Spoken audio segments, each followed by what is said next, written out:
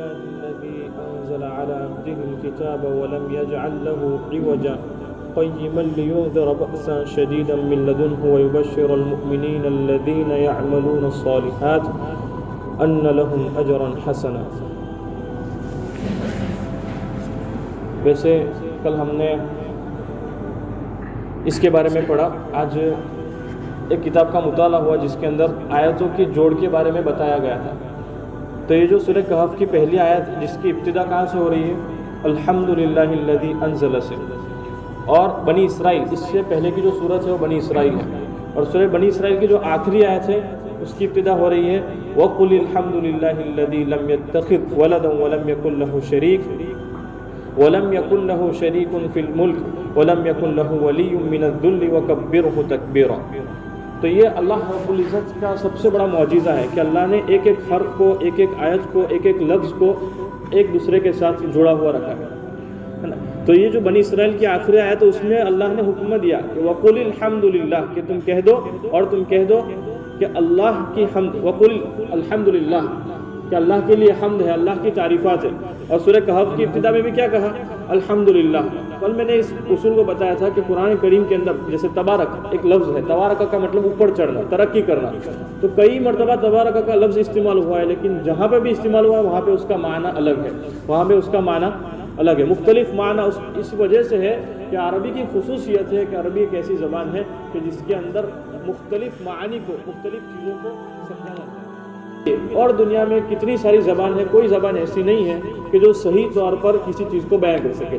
اب مسئلہ آتا ہے کہ زبان کا مطلب کیا، بھاشا مطلب کیا، لینگویج مطلب کیا. ہم اس کی حقیقت کو جب جانیں، اس کا جب پوسٹ مارٹم کرتے ہیں تو معلوم چلتا ہے کہ لینگویج کا مطلب یہ کہ ایک انسان اپنے علوم، اپنی معلومات، اپنی انفارمیشن، اپنی فیلنگز، اپنے احساس کو دوسروں تک پہنچا سکے. تو جس ذریعے سے پہنچائے گا اس کو ہم زبان کہیں گے. اس کو ہم کیا کہیں گے؟ زبان کہیں گے. اگر میں نے سیب کھایا تو میں سیب کے بارے میں جو بتاؤں گا، جو کچھ بھی، تو میں کسی نہ کسی زبان سے بتاؤں گا، یا پھر گجراتی میں بتاؤں، یا اردو میں بتاؤں، یا انگلش میں بتاؤں، یا عربی میں بتاؤں.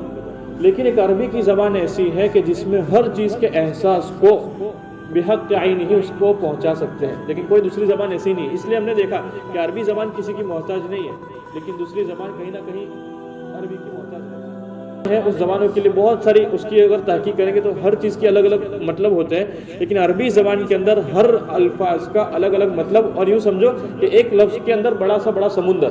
اچھا، لفظ کی بات نہیں ہے، ایک ایک حرف کے اندر بڑا کا بڑا سمندر ہے. اس سے پہلے جب سورہ فاتحہ کی تفسیر ہوئی تو میں نے بتایا کہ حضرت علی رضی اللہ تعالیٰ عنہ کے بارے میں آتا ہے، جس کی روایت میں آتا ہے کہ وہ عشاء کے بعد سے بسم اللہ کی بات سے باقی تفسیر شروع کیے ہوئے فجر کی اذان ہوئی، اور یوں کہا کہ بھئی ابھی تو کچھ باقی ہے، بہت کچھ باقی، میں صرف کچھ ہی آپ کے سامنے پیش کر سکا ہوں. تو یہ عربی کی خصوصیت ہے. تو قرآن شریف جو ہے وہ اللہ رب العزت نے ہم سب پوری انسانیت کو ایک لیٹر لے کے بھیجا ہے کہ تمہیں انسان کس طرح بننا ہے. ایک انسانیت کے لیے انسان بننے کا صحیح رہنما، صحیح طریقہ، صحیح گائیڈ لائن جو ہے وہ اس قرآن کے اندر ہے. بندھارن نہیں بولتے، ہندوستان کا بندھارن ہے جس کی وجہ سے پورا ہندوستان چلتا ہے. کہیں اصول ہے، کہیں آداب ہے، اس کے کئی لاز ہے، آرٹیکلس ہے، اس کے بلز ہوتے ہیں کہ جس کے حساب سے ہندوستان چلتا ہے. اگر اس میں کہیں نہ کہیں کمی کوتاہی ہوئی تو کبھی کرائم ہوگا، تو کرائم کے لیے اس کے اصول آداب الگ ہوں گے. لیکن اگر اس کے خلاف ہوا تو کہیں نہ کہیں ملک ٹوٹ جائے گا، ملک اپنی ترقی کو چلا لے گا. ملک کے بارے میں آتا ہے کوئی تقریباً تین قسموں کے ملک رہتے ہیں. ایک جو انڈیولپ ہو، جو کبھی ترقی نہیں ہو پا رہا ہے. دوسرا جو ڈیولپنگ ہو، جو ملک ڈیولپ کر رہا ہے. اور تیسرا جو ہے جو ڈیولپ، وہ پورا ڈیولپ ہو چکا ہے. یہ تین طرح کے ملک رہتے ہیں.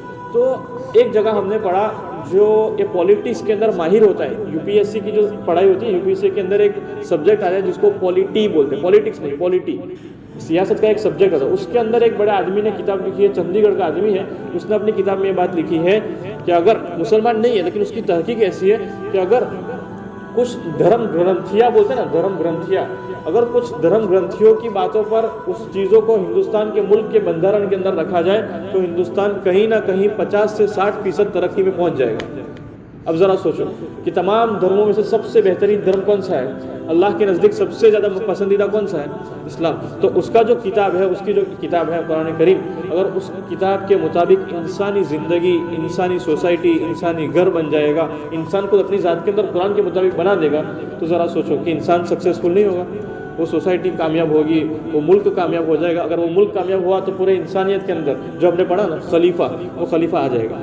الحمد کے بارے میں آتا ہے کہ اللہ رب العزت نے سورہ کہف سب سے پہلے کیا بتایا کہ سورہ کہف جو ہے فتنہ اور فساد سے حفاظت ہے، اس کے لیے ٹیبلٹ ہے.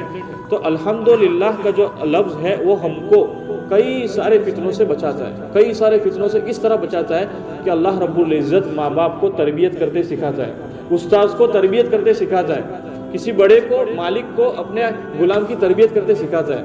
کس طرح سکھاتا ہے کہ بھائی ایک عورت کا واقعہ میں آپ کو سناؤں. ایک عورت اور ایک بچہ رہتی ہے، جو جب بھی بچہ اپنے گھر پہ آتا ہے اور وہ کہتا ہے کہ امی کھانا چاہیے، تو امی اس کی تربیت اس طرح کرتے کہ بیٹا تو مصلی بچھا، 2 رکعت پڑھ اور اللہ تیرے کو کھانا دے دے گا، تو اللہ سے کھانا مانگ. اور وہ ماں کی یہ ماں کا انتظام اور سسٹم ایسا تھا کہ جیسے بچہ اپنے کام سے گھر آتا ہے، مصلی بچھاتا ہے، 2 رکعت پڑھتا ہے، جیسے اس کی سلام پھیرتے ہے ماں اس کے کیا مصلی کے نیچے کھانا رکھ دیتی ہے.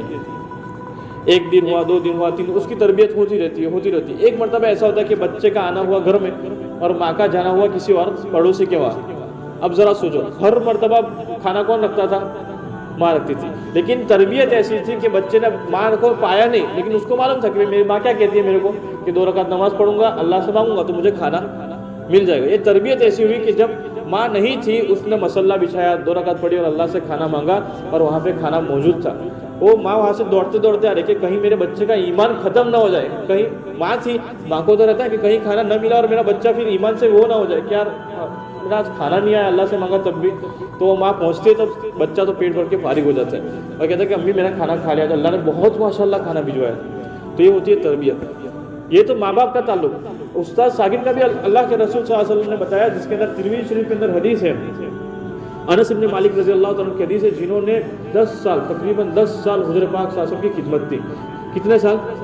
10 سال. انہوں نے فرمایا کہ میں نے 10 سال حضور پاک صلی اللہ علیہ وسلم کی خدمت کی، مجھے کبھی حضور صلی اللہ علیہ وسلم ڈانٹا نہیں، کبھی اف کہ نہیں پکارا. ایک مرتبہ کہیں غلطی ہو گئی تو حضور صلی اللہ علیہ وسلم نے محبت سے سمجھایا. یہ جو تربیت کا انتظام، تربیت کرنے کا جو سسٹم ہے، وہ اللہ رب العزت قرآن شریف سے ہم کو سکھا جائے تاکہ ہم دوسرے فتنوں سے بچ جائیں. آج جو فتنے ہو رہے ہیں نا، کون سے فتنے؟ ارتداد کا فتنہ ہو رہا ہے. آج دیکھیں ہمارے آس پاس کا ماحول، ہم سوشل میڈیا کا ماحول ایسا ہے کہ بہت سارے نوجوان لوگ سوشل میڈیا پہ بہت سارے بیانات سنتے ہیں. اب پڑوس ملک کے کتنے سارے لوگ ہیں، کئی جگہوں پہ پوسٹر لگائے گئے کہ بھائی فلاں آدمی کا بیان نہ سنو، فلاں آدمی کا بیان نہ سنو، پڑوس ملک کا وہ انجینئر ہے ان کا بیان مت سنو، بھائی وہ ہے ان کا بیان مت سنو، ان کا بیان مت سنو. کیوں؟ کیونکہ یہ سب فتنے ہیں جو اتنے میٹھے ہیں کہ ان کی مٹھاس کے اندر زہر بھرا ہوا ہے. اس لیے اللہ نے کہا کہ بھائی تمہیں ایمان رکھنا ہے، یقین رکھنا ہے، تعریف کرنی ہے تو کس کی کرنی ہے؟